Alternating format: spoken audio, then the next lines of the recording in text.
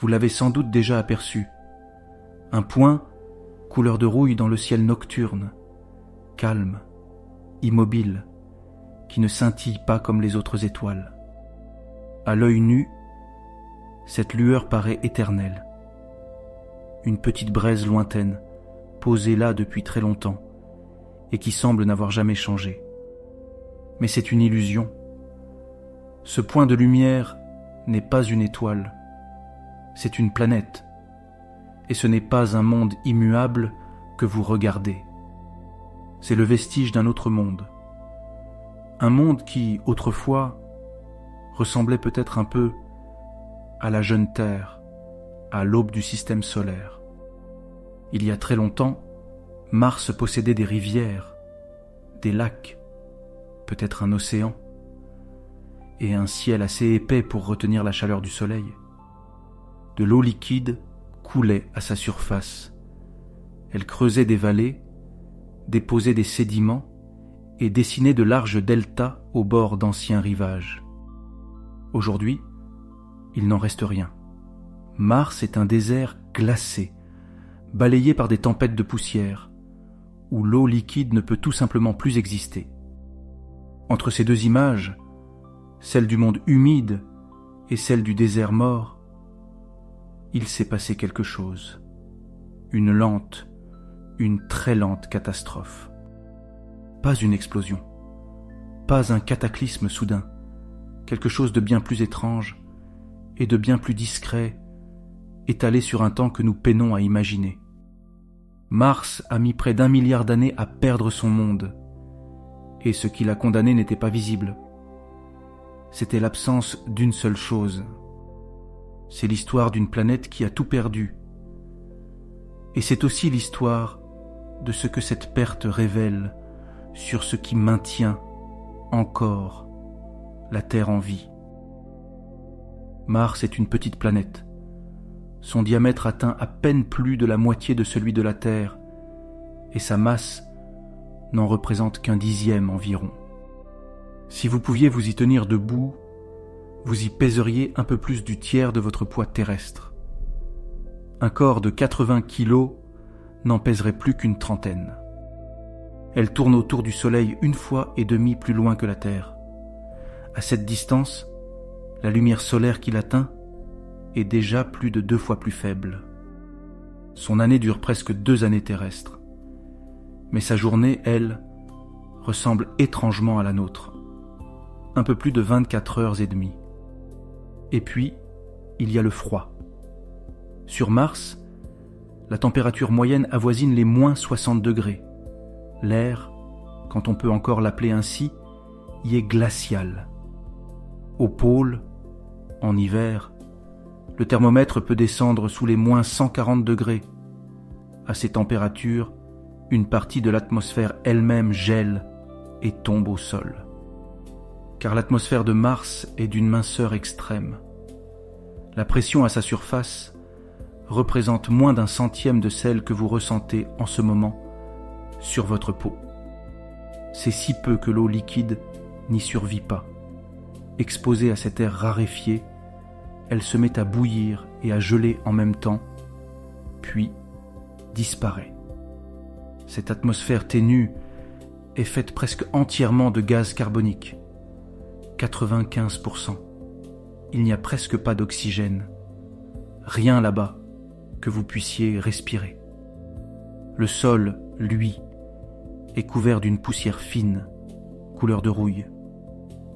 Et cette couleur n'est pas un hasard, ni la marque d'une quelconque violence guerrière. Mars est rouge pour une raison très simple. Sa surface est riche en fer, et ce fer s'est lentement oxydé. La planète entière est, littéralement, rouillée. Cette poussière est partout. Elle s'élève parfois en tempêtes qui peuvent, certaines années, recouvrir le globe entier d'un voile orangé pendant des semaines entières. En 2018, l'une de ces tempêtes a enveloppé toute la planète. Elle a masqué le Soleil et condamné l'un des explorateurs robotisés posés à sa surface. Même le ciel y est différent. La poussière en suspension lui donne le jour une teinte rosée, et au crépuscule, autour du soleil couchant, le ciel devient bleu. Sur ces plaines immenses, le vent soulève aussi des tourbillons de poussière, de grands tourbillons solitaires qui errent à la surface et que les sondes ont photographiés depuis l'orbite. Mais surtout, il y règne un silence presque absolu. L'air est si ténu qu'il porte à peine les sons. Un monde de vent léger, de poussière et de silence. Autour de Mars gravitent enfin 2 petites lunes, 2 rochers difformes, nommés Phobos et Deimos, sans doute capturés ou arrachés à la planète dans un lointain passé. Phobos, la plus grande, se rapproche lentement, spirale après spirale. Dans quelques dizaines de millions d'années, elle finira brisée ou écrasée à la surface de Mars. Voilà Mars aujourd'hui. Un monde minuscule, sec, gelé, irrespirable, balayé de poussière. Un endroit où rien, semble-t-il, ne pourrait survivre bien longtemps. Et pourtant, tout indique que ce désert a connu une toute autre existence, que ce silence est venu remplacer quelque chose de beaucoup plus vivant. Pour comprendre ce qu'était Mars autrefois, il faut remonter à nos toutes premières visites, aux premières images rapprochées que nous avons réussi à obtenir de cette planète.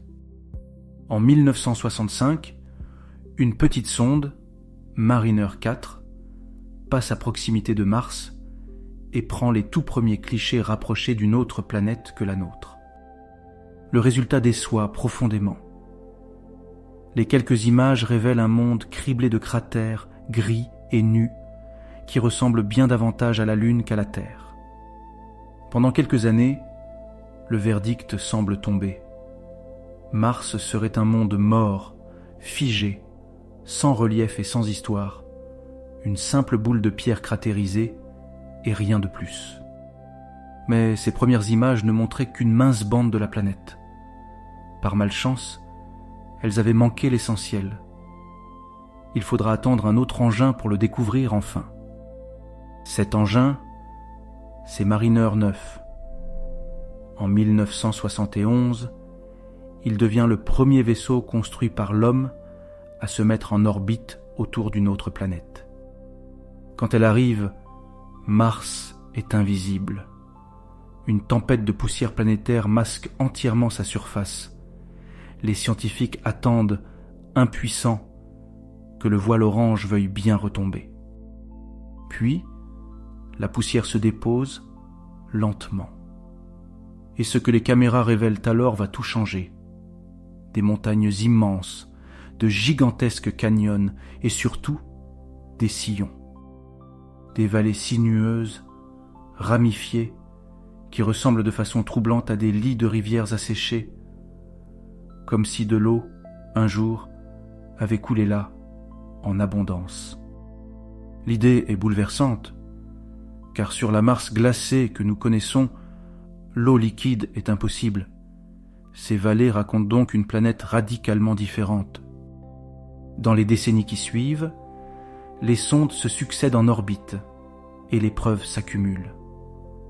Mars est couverte de traces, partout, d'un passé humide.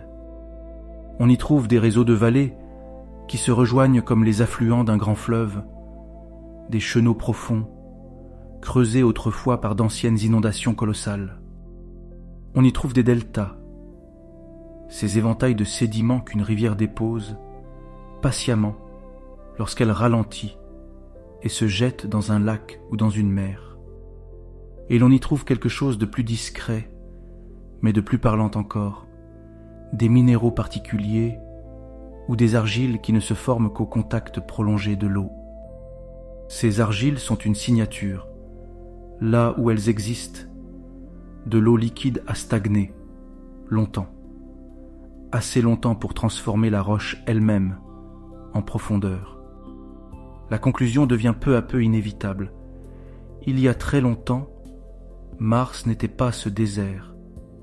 De l'eau liquide y coulait, durablement, à ciel ouvert. Or, de l'eau liquide stable implique deux choses. Une atmosphère assez dense pour l'empêcher de s'évaporer aussitôt, et une température assez douce pour qu'elle ne gèle pas. Autrement dit, la jeune Mars avait un ciel épais et un climat tempéré. Un monde peut-être où la vie aurait pu trouver, quelque part, un endroit où naître. Et il y a là un mystère que les scientifiques n'ont pas encore percé.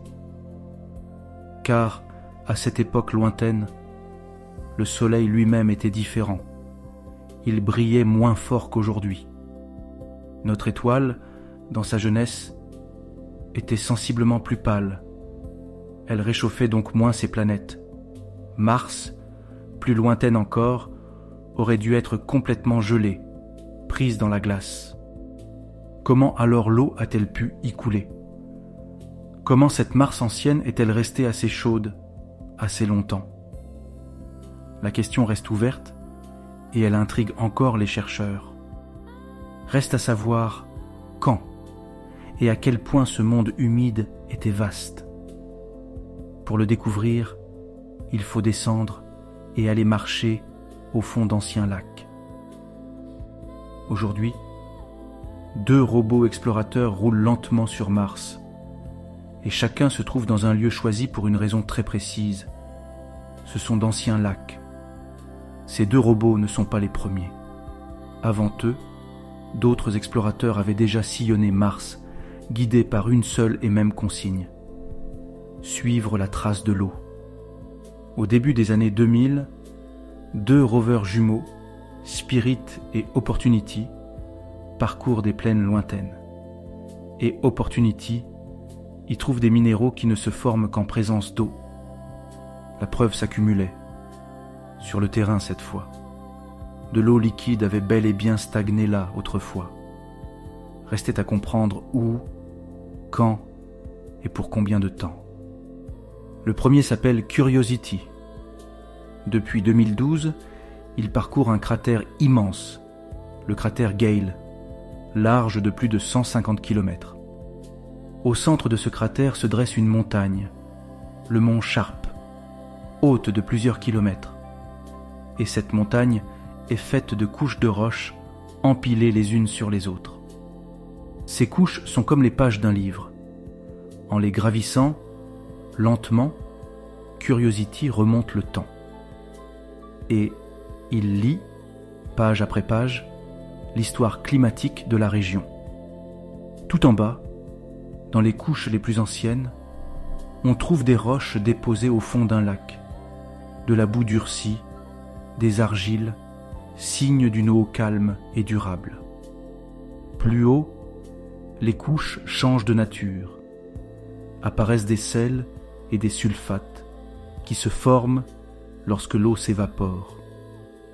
La montagne raconte à sa manière un lac qui s'assèche. Curiosity a confirmé que le cratère Gale a bien abrité un lac véritable, un lac stable, aux eaux ni trop acides ni trop salées. Un environnement, en somme, habitable. Habitable ne veut pas dire habité. Cela signifie seulement que les conditions y étaient réunies pour que la vie, telle que nous la connaissons, aurait pu y exister. Le second robot s'appelle Persévérance. Depuis 2021, il explore un autre cratère, le cratère G0, et il y cherche quelque chose de bien particulier. Car G0 lui aussi était un lac. Mieux encore, une rivière s'y jetait, déposant à son embouchure un véritable delta, encore parfaitement reconnaissable depuis l'orbite. Un delta, sur Terre, c'est un piège à sédiments, et les sédiments les plus fins sont l'endroit idéal pour préserver les traces d'une vie ancienne, s'il y en a eu. En 2024, un radar embarqué sur Persévérance a sondé le sol du cratère. Il a confirmé que des sédiments s'y étaient bel et bien déposés dans l'eau. Persévérance n'était d'ailleurs pas venu seul. Il avait emporté le petit hélicoptère Ingenuity qui réussit le tout premier vol motorisé de l'histoire au-dessus d'un autre monde. Ces deux cratères nous offrent enfin une date. L'eau y coulait il y a environ 3,5 milliards d'années. À cette époque, Mars était un monde de fleuves et de lacs. Cette période humide s'inscrit dans une histoire plus longue. Les planétologues distinguent 3 grands âges sur Mars, et l'eau libre appartient surtout au premier, le plus ancien de tous. Vint ensuite un long âge de transition. Les grandes inondations, les derniers grands volcans, et déjà, lentement, le début de l'assèchement. Le climat basculait peu à peu vers le froid. Et enfin, le dernier âge, celui que nous voyons aujourd'hui, un désert glacé, sec et stable, qui dure, lui, depuis près de 3 milliards d'années déjà. Mais des lacs, aussi nombreux soient-ils, ne sont peut-être pas toute l'histoire. Certains chercheurs pensent que Mars a connu quelque chose de bien plus vaste encore. Regardez une carte de Mars et vous remarquerez une étrange asymétrie. L'hémisphère sud est haut, criblé de cratères, très anciens. L'hémisphère nord, lui, est bas, lisse, plus jeune. Tout cet hémisphère nord forme une vaste plaine déprimée, située plusieurs kilomètres en dessous du reste de la planète. Un immense bassin, comme le fond vide d'une cuvette. Et certains chercheurs posent alors une question vertigineuse. Et si ce bassin avait été autrefois rempli d'eau? Et si Mars avait possédé un véritable océan? On l'appelle parfois l'océan boréal. Selon cette hypothèse, il aurait recouvert près d'un 1/5 de la surface de la planète, un océan à l'échelle d'un monde entier. Les arguments existent. On croit reconnaître par endroits d'anciennes lignes de rivage. Les deltas et les vallées semblent souvent s'arrêter à une même altitude, comme le long d'une côte. On a même identifié des dépôts chaotiques qui pourraient être les traces de tsunamis géants soulevés sur cet océan par la chute d'énormes astéroïdes. Plus récemment, un robot chinois nommé Zhurong, posé dans ces basses plaines du Nord, y a relevé des structures qui rappellent, de près, d'anciens sédiments marins. Mais, et c'est important, cette hypothèse de l'océan reste débattue. La science n'a pas tranché. Les indices sont troublants, mais ils ne sont pas, à ce jour, décisifs. Le problème principal, ce sont justement ces lignes de rivage. Leur altitude varie de plusieurs kilomètres selon les régions. Or, le niveau d'un véritable océan devrait être uniforme. Et les modèles du climat ancien peinent à expliquer comment Mars aurait pu rester assez chaude et assez longtemps pour entretenir un océan stable à découvert. Alors la prudence s'impose. Peut-être un véritable océan unique, peut-être plutôt une mosaïque changeante de mer, de lacs et de glaces au fil des âges martiens. Mais dans tous les cas, une même image se dessine, celle d'une jeune Mars bleue et brune, parcourue d'eau libre, sous un ciel chargé de nuages.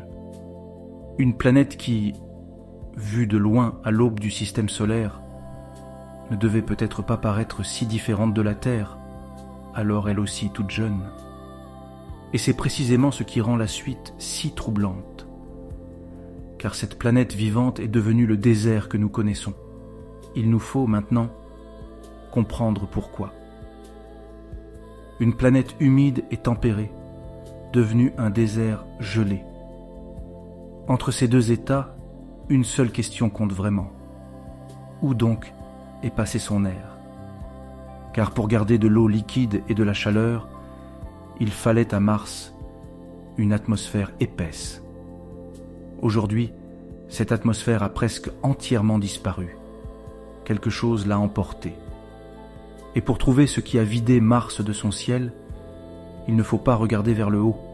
Il faut, au contraire, regarder vers le bas, très loin, sous la surface. car la mort de Mars n'a pas commencé dans son atmosphère, elle a commencé bien plus profond. Elle a commencé, en réalité, dans le cœur même de la planète. Sur Terre, nous vivons protégés par quelque chose d'invisible, un bouclier que nous ne voyons pas, que nous ne sentons jamais, mais qui nous enveloppe pourtant tout entier. Ce bouclier, c'est le champ magnétique terrestre. Il naît au plus profond de la planète, dans un noyau de fer liquide qui s'agite et tournoie sans jamais s'arrêter. Ce métal en fusion, en circulant, engendre un gigantesque champ magnétique. Un champ qui s'étend bien au-delà de l'atmosphère, loin dans l'espace qui nous entoure. On peut se représenter ce champ comme une bulle magnétique qui dévie les particules dangereuses venues du Soleil et protège ainsi l'air que nous respirons. Sans lui, notre atmosphère serait exposée, sans la moindre défense, au flot continu de particules que le Soleil projette en permanence dans toutes les directions. Or, il y a très longtemps, Mars possédait elle aussi un tel bouclier. Nous le savons avec certitude, et la preuve en est inscrite aujourd'hui encore dans ses roches. Une sonde du nom de Mars Global Surveyor a découvert, dans les terrains les plus anciens de l'hémisphère sud, une empreinte magnétique fossile figée dans la pierre. Certaines roches, en se formant, ont enregistré l'orientation du champ magnétique de leur époque. Comme une boussole prisonnière de la pierre, immobilisée pour des milliards d'années. Cette empreinte est formelle. La jeune Mars avait un noyau actif, un métal en mouvement, et donc un champ magnétique puissant. Elle avait, elle aussi, sa bulle protectrice. Mais Mars est une petite planète, et les petits corps dans l'espace se refroidissent vite, bien plus vite que les grands. C'est une simple question de taille. Imaginez une petite braise et un grand brasier sortis du même feu. La petite braise s'éteint toujours la première, et Mars, dans cette image, est la petite braise. Au fil du temps, son noyau s'est donc refroidi. Le métal en fusion a cessé de circuler avec assez de vigueur, et la dynamo intérieure, peu à peu, s'est arrêtée. Cela s'est produit tôt dans l'histoire de la planète. Il y a sans doute autour de 4 milliards d'années, même si le moment exact reste, encore aujourd'hui, débattu. La date précise fait toujours l'objet de discussions parmi les scientifiques. Mais le résultat, lui, ne fait aucun doute. Le champ magnétique de Mars a fini par s'effondrer. Et ce jour-là, sans bruit, sans la moindre secousse, Mars est devenu vulnérable. Son bouclier invisible avait disparu. Elle se retrouvait désormais nue, exposée face au Soleil. Le Soleil ne nous envoie pas seulement de la lumière et de la chaleur, il souffle aussi en permanence un vent invisible, un vent fait de particules. On l'appelle le vent solaire. C'est un flot continu de matière électrisée, projeté depuis la surface du Soleil à des centaines de kilomètres par seconde, dans tout le système. Sur Terre, ce vent vient buter contre notre bouclier magnétique. Il le contourne, glisse autour de la bulle, et seule une infime partie parvient parfois à s'y infiltrer. Mais sur Mars, après la mort de la dynamo, plus rien ne l'arrête. Le vent solaire frappe désormais la haute atmosphère de plein fouet, directement, sans aucun obstacle. Et il se met à l'arracher. Particule par particule, le vent solaire emporte les molécules de la haute atmosphère et les disperse à jamais dans l'espace. Le mécanisme est patient et implacable. Les particules du Soleil percutent les gaz, les électrisent, puis les entraînent avec elles, comme un courant marin emporte le sable d'une plage. Goutte à goutte, l'atmosphère de Mars commence à fuir vers le haut, à s'évader lentement de la planète, à se perdre irrémédiablement dans le vide qui l'entoure. Pendant longtemps, ce scénario n'a été qu'une hypothèse. Pour le confirmer, il fallait mesurer cette fuite, la prendre sur le fait. Et c'est exactement ce qu'une mission a fait. En 2014, une sonde du nom de Maven se place en orbite autour de Mars, avec un objectif unique: étudier en détail la disparition de son atmosphère. Maven a mesuré directement le gaz qui s'échappe de Mars en ce moment même. Et le résultat donne enfin une idée concrète de l'ampleur du phénomène. Aujourd'hui encore, Mars perd environ 100 grammes d'atmosphère par seconde. 100 grammes. Chaque seconde qui quitte la planète monte vers l'espace et ne reviennent jamais. Et lorsque le Soleil se déchaîne, lors des grandes tempêtes solaires, ce rythme s'accélère brutalement. La fuite s'intensifie à chaque colère, à chaque éruption de l'étoile.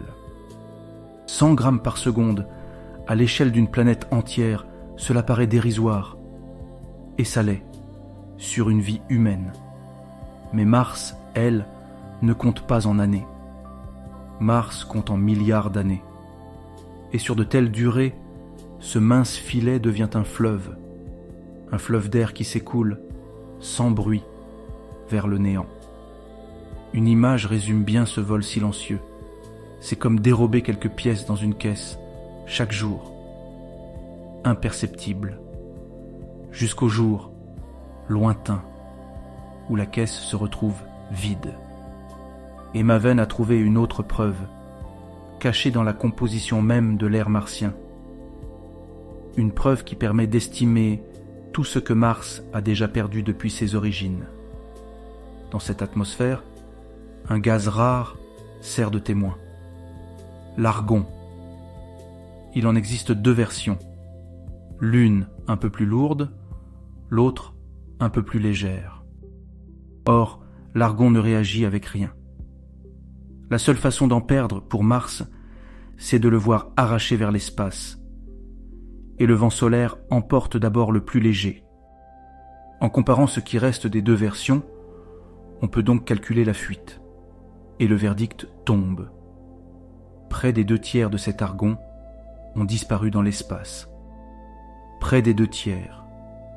Et comme l'argon témoigne du sort de toute l'atmosphère, cela signifie que l'essentiel de l'air martien s'est échappé, lui aussi, de la même façon. La majeure partie de l'atmosphère de Mars ne s'est donc pas effondrée au sol. Elle ne s'est pas simplement cachée. Elle est partie vers le haut, pour toujours. Imaginez maintenant ce que devient un monde dont le ciel s'amincit, siècle après siècle, millénaire après millénaire. À sa surface, absolument tout va se mettre à changer. Une atmosphère épaisse fait deux choses à la fois. Elle retient la chaleur comme une couverture posée sur la planète. Et elle exerce une pression qui permet à l'eau de rester liquide. À mesure que l'air de Mars s'échappe, ces deux protections s'effacent ensemble. La couverture s'amincit et, en même temps, la pression chute inexorablement. Or, en dessous d'un certain seuil de pression, l'eau liquide ne peut tout simplement plus exister. Elle n'a plus le choix qu'entre deux états, la glace ou la vapeur. C'est exactement ce qui est arrivé à Mars. Sa chaleur s'est dissipée, sa pression s'est effondrée, et l'eau qui coulait à sa surface a cessé, peu à peu, de pouvoir couler. Une partie de cette eau s'est mise à geler. Une autre, exposée à l'air raréfié, s'est évaporée, puis a rejoint l'atmosphère en fuite, perdue à son tour dans l'espace. Et le pire, dans tout cela, c'est que le phénomène se nourrit de lui-même. Plus il fait froid, plus le gaz carbonique gèle et se dépose en glace au sol. Et plus ce gaz quitte l'atmosphère, plus la couverture s'amincit encore, et plus il fait froid. Un cercle qui se referme, lentement, implacablement sur la planète tout entière. Le monde tempéré s'est ainsi enfoncé dans un hiver sans fin. Les rivières se sont taries, les lacs ont gelé, puis se sont évaporés. Et le ciel, peu à peu, s'est vidé. Ce basculement n'a pas eu lieu en une saison, ni même en un siècle. Il s'est étalé sur des centaines de millions d'années. Une glaciation à l'échelle d'un monde. À cette lente agonie s'ajoute une autre particularité de Mars. Son axe de rotation, contrairement à celui de la Terre, n'est pas stable.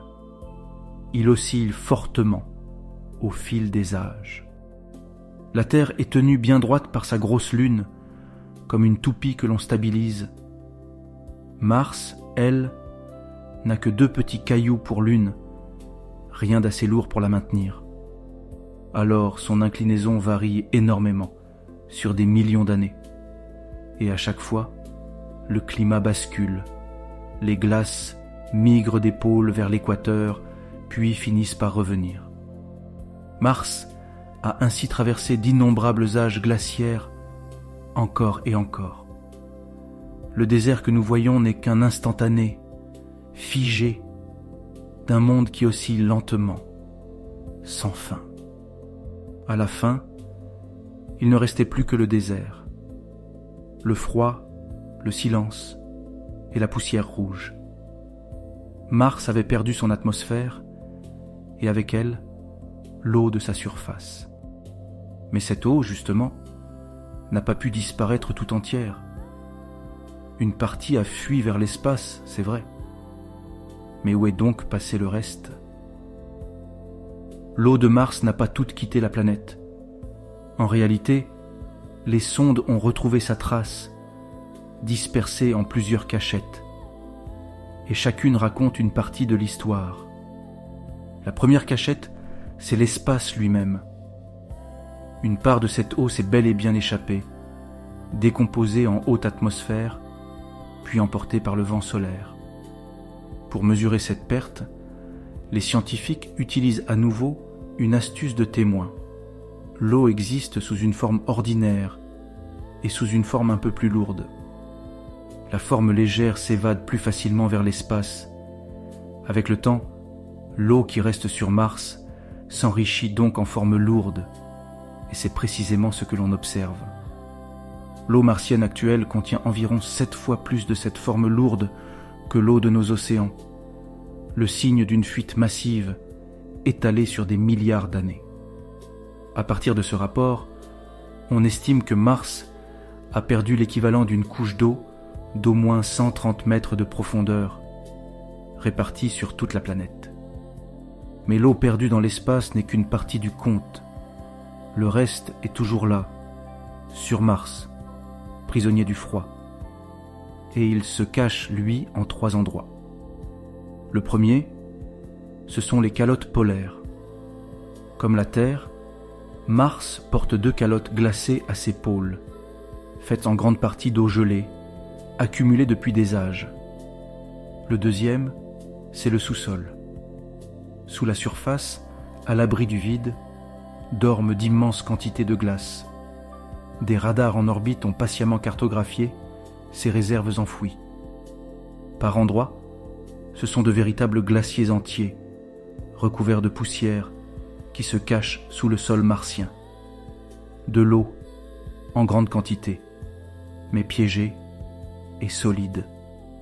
Et puis il y a une 3e cachette, plus profonde et bien plus surprenante. Une cachette dont on a commencé à soupçonner l'existence très récemment seulement. Entre 2018 et 2022, une sonde immobile posée à la surface a écouté les tremblements de Mars pour en sonder l'intérieur.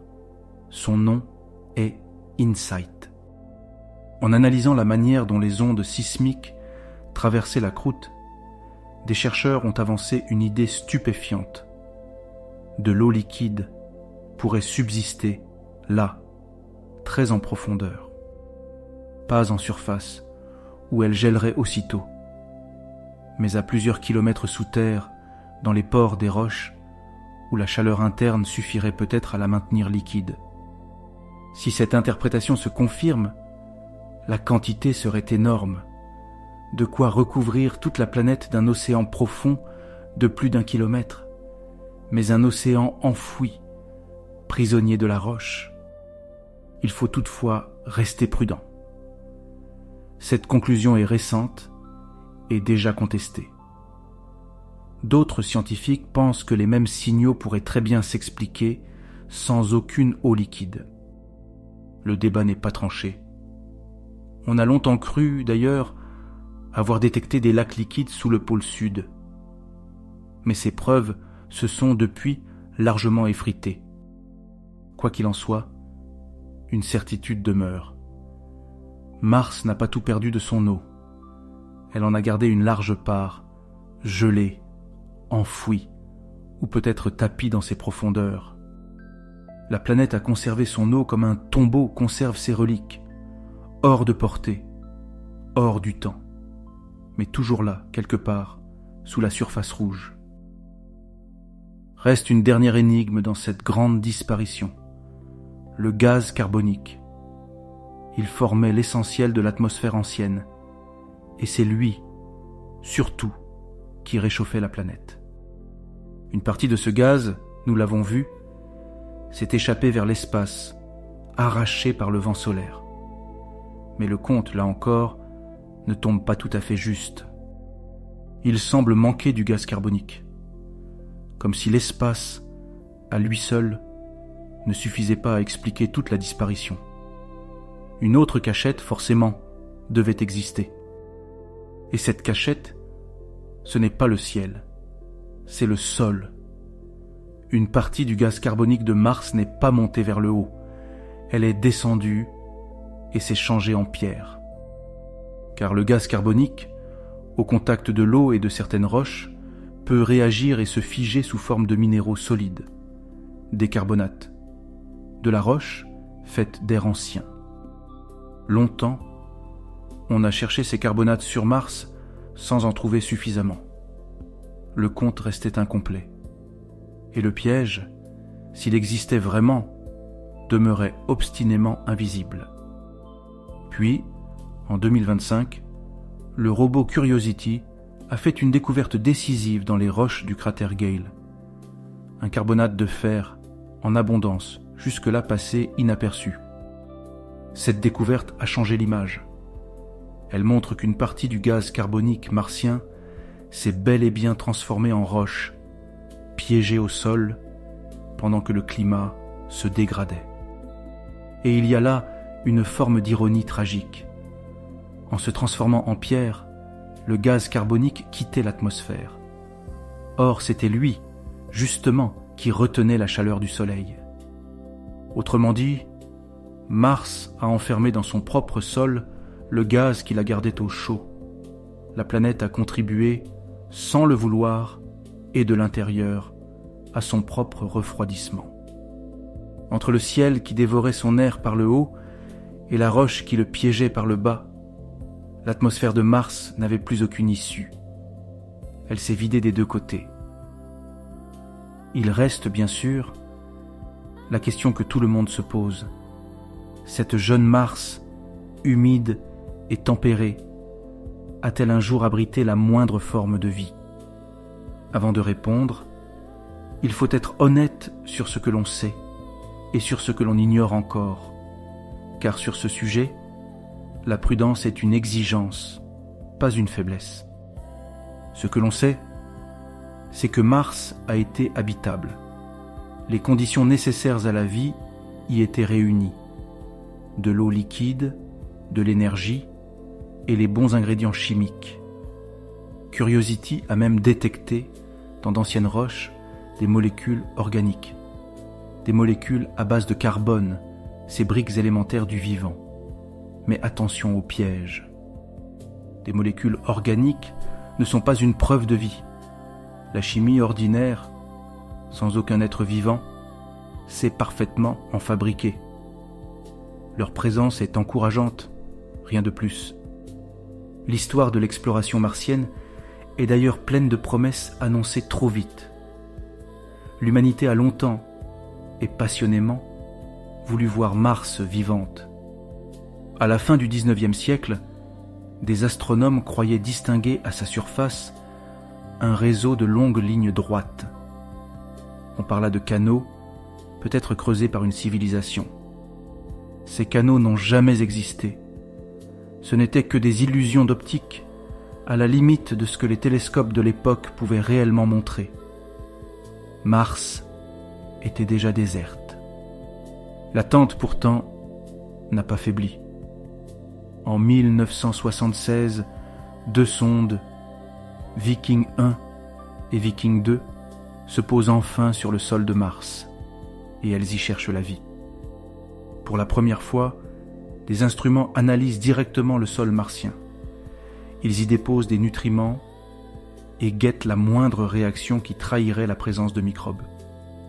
Et l'une des expériences donne un signal qui ressemble, étrangement, à celui qu'aurait produit une activité vivante. L'espoir, l'espace d'un instant, devient immense, mais le doute s'installe très vite. Les autres instruments, eux, ne trouvent aucune trace de matière organique dans ce même sol. Les résultats se contredisent et déconcertent. Aujourd'hui encore, la plupart des chercheurs pensent que ce signal venait d'une chimie particulière du sol et non de la vie. Mais le débat, lui, n'est jamais vraiment mort. En 1996, on annonça avoir trouvé des traces de microfossiles dans une météorite venue de Mars et tombée sur Terre. L'emballement fut mondial. Là encore, l'enthousiasme finit par retomber. Chaque indice trouva une explication ordinaire, sans le moindre besoin de vie. Mais la leçon, elle, est restée gravée. Sur Mars, il faut des preuves extraordinaires. Et aujourd'hui, l'enquête se poursuit, plus rigoureuse et plus prudente que jamais, robot après robot, roche après roche. En 2024, Persévérance a foré, dans le delta du cratère G0, une roche particulièrement intrigante. Une roche qui portait d'étranges marques à sa surface. On y voyait des taches sombres, cernées d'auréoles plus claires, un peu comme la robe d'un léopard. Sur Terre, de tels motifs accompagnent parfois une activité microbienne. Après plus d'1 an d'analyse minutieuse, une équipe scientifique a publié ses conclusions. Ces motifs constituent ce que l'on appelle une biosignature potentielle, un indice possible, mais incertain. Le mot important ici est potentiel. Les chercheurs eux-mêmes insistent lourdement. Ce n'est pas une découverte de vie. C'est un indice qui mérite simplement d'être examiné de près. Pour trancher, il faudrait étudier ces roches dans nos laboratoires, sur Terre, avec des instruments bien plus puissants que ceux que peut embarquer un robot. C'est tout l'enjeu à venir. Car Persévérance ne se contente pas d'analyser.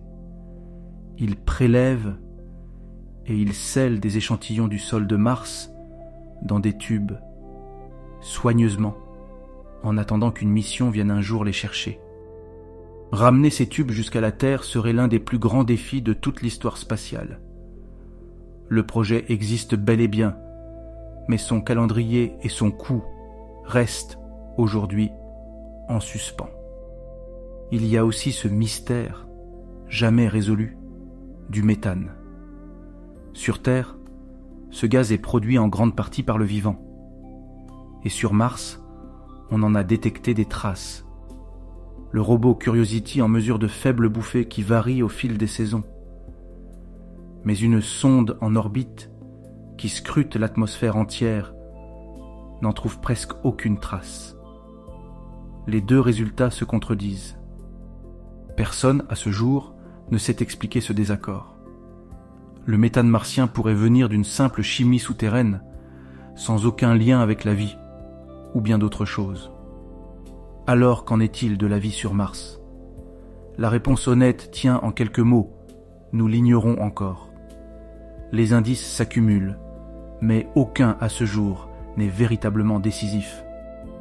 et les échantillons attendent, scellés dans leurs tubes, posés sur une plaine rouge, sous un ciel vide.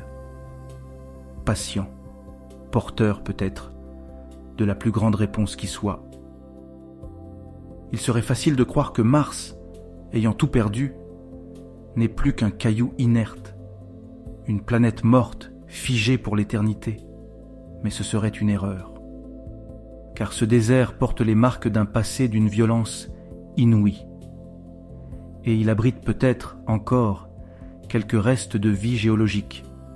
Mars n'est pas tout à fait éteinte. Tournez votre regard sur Mars, vers une certaine région, et vous y verriez se dresser la plus grande montagne connue de tout le système solaire. Son nom, Olympus Mons. C'est un volcan colossal qui culmine à près de 22 km de hauteur, soit presque 2,5 fois l'altitude du mont Everest sur Terre. Sa base, à elle seule, couvrirait un pays entier. Si vous vous teniez à son sommet, ses pentes descendraient si loin que vous n'en verriez même pas le pied. Comment une planète si petite a-t-elle pu bâtir un tel monstre? La réponse tient à une différence profonde entre Mars et notre propre planète. Sur Terre, la surface est fracturée en plaques qui glissent lentement. Au-dessus d'un point chaud, un volcan se forme, puis la plaque l'éloigne, et un autre volcan naît à côté. Sur Mars, il n'existe pas de telles plaques. La croûte reste parfaitement immobile. Alors, au-dessus d'un même point chaud, la lave s'est accumulée toujours au même endroit pendant des centaines de millions d'années. Couche après couche, éruption après éruption, le volcan a grandi sans jamais se déplacer, jusqu'à devenir cette montagne démesurée, un véritable monument à la patience du feu. Non loin de là s'ouvre une autre merveille, une immense balafre, creusée dans la croûte même de la planète, un système de canyons que l'on nomme Val Marineris. Cette faille gigantesque s'étend sur près de 4000 km, assez pour traverser un continent entier, et par endroits, elle plonge à plusieurs kilomètres de profondeur. À côté d'elle, le plus grand canyon de la Terre ne serait qu'une éraflure. Val Marineris est une cicatrice à l'échelle d'un monde, ouverte quand Mars était encore active. Et il y a peut-être une cicatrice plus ancienne encore, et bien plus vaste. Souvenez-vous de cette étrange asymétrie entre le nord bas et lisse, et le sud haut et cratérisé. Pour expliquer ce contraste, une hypothèse avance une idée vertigineuse. Aux origines de Mars, un objet colossal, peut-être grand comme une petite planète, serait venu la percuter de plein fouet. Un tel choc aurait pu raboter tout un hémisphère et creuser cette immense plaine du Nord. L'idée reste débattue, mais elle raconte la violence des tout premiers temps de la planète. Ces géants racontent une jeunesse brûlante, une époque où l'intérieur de Mars bouillonnait, où des volcans crachaient des gaz et de la lave, où la planète était vivante de l'intérieur. Mais cette époque-là est révolue. Les grands volcans se sont tus depuis très longtemps. Leur feu s'est éteint à mesure que le cœur de la planète refroidissait en profondeur. Et pourtant, ce cœur n'est pas complètement froid.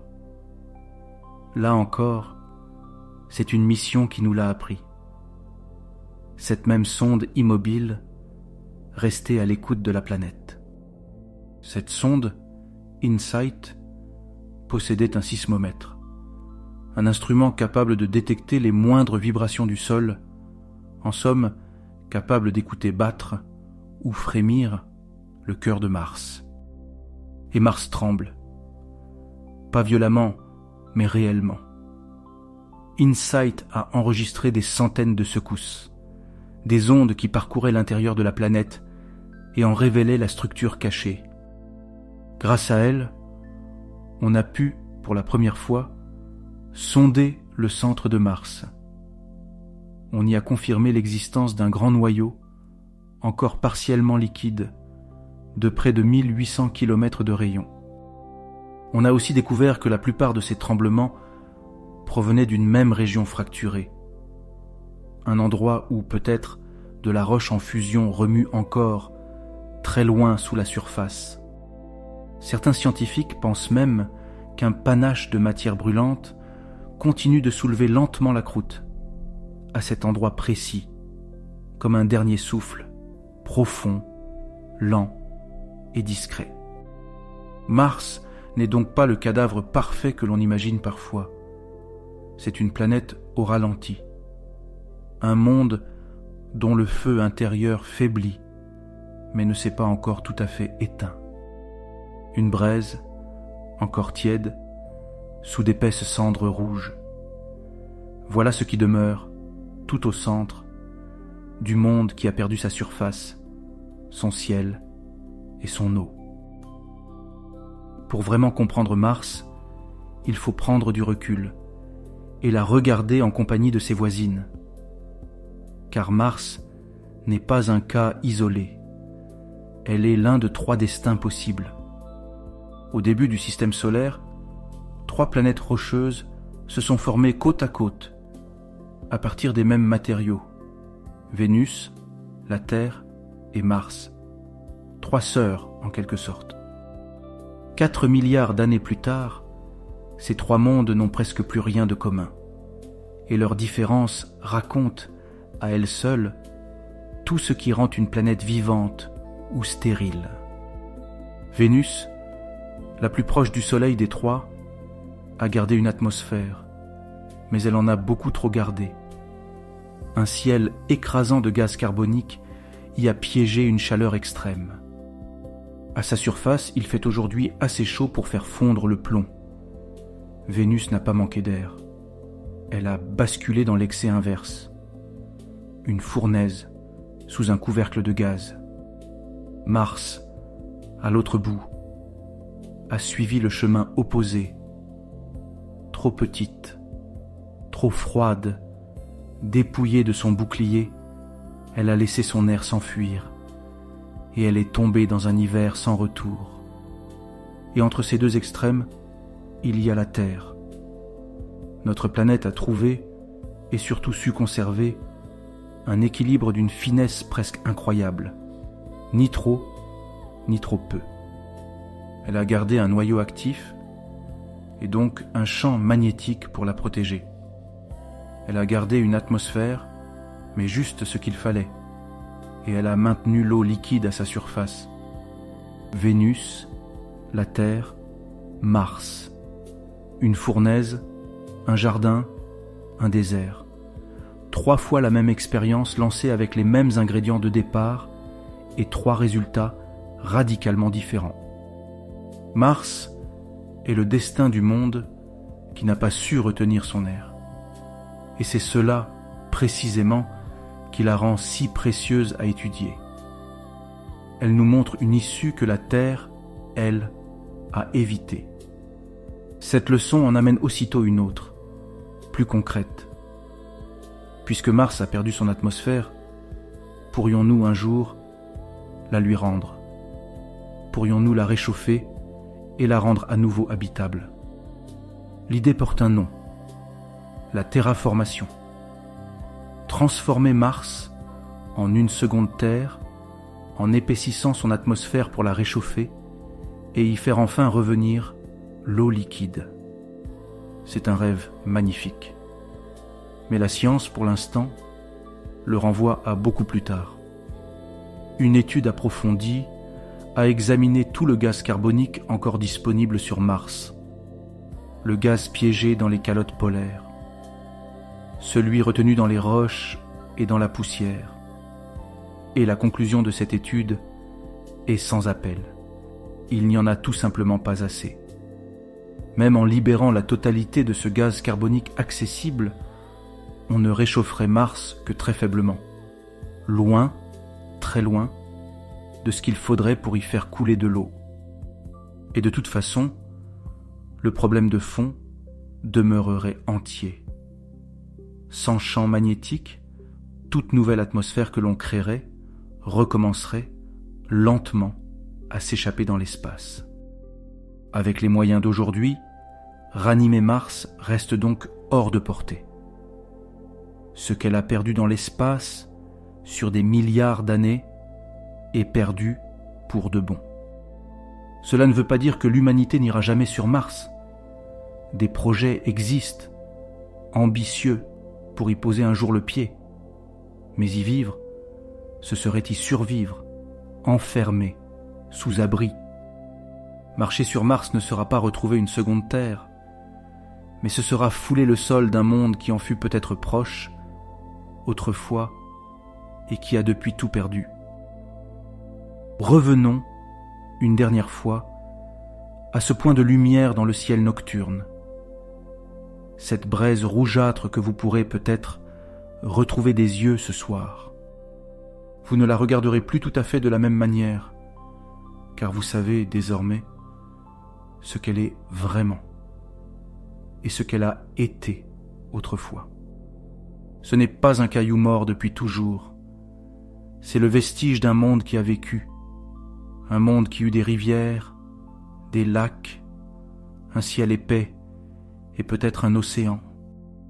Un monde qui, à l'aube du système solaire, ressemblait peut-être à la Terre naissante, et qui ensuite, lentement, sur près d'1 milliard d'années, a tout perdu. Mars n'est pas morte dans une catastrophe soudaine, elle est morte d'un long abandon. Son petit cœur s'est refroidi, et son bouclier magnétique, peu à peu, s'est effacé. Alors le vent du soleil a commencé à emporter son ciel, souffle après souffle. La pression a chuté, le froid est tombé, et l'eau, partout, a cessé de couler. Tout cela sans le moindre bruit, sur près d'1 milliard d'années. Une disparition si lente qu'aucune saison, aucun siècle n'aurait pu la voir venir. Juste un ciel qui s'amincit.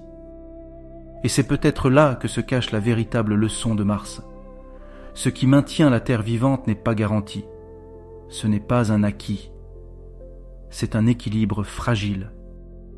Nous vivons sous une atmosphère que nous tenons pour évidente, protégée par un champ magnétique que nous ne voyons jamais, réchauffée par un climat tout juste assez doux. Mars nous rappelle que ces protections ont une origine, une histoire et une fin possible, que la frontière entre un monde vivant et un monde stérile peut tenir à très peu de choses.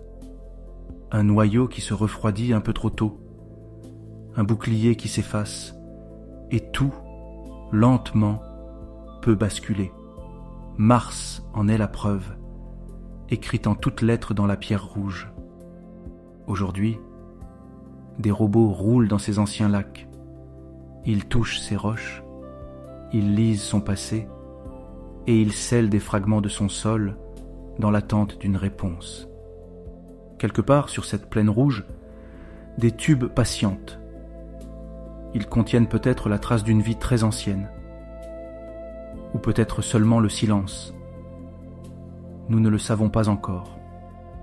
Et pendant ce temps, Mars continue de tourner, lentement et en silence, gardant pour elle son eau gelée, ses volcans éteints et sa très grande question, enfouie. Un monde qui a tout perdu et qui, sans un mot, nous apprend à mieux regarder le nôtre et à mesurer peut-être la chance immense d'avoir un ciel au-dessus de nos têtes.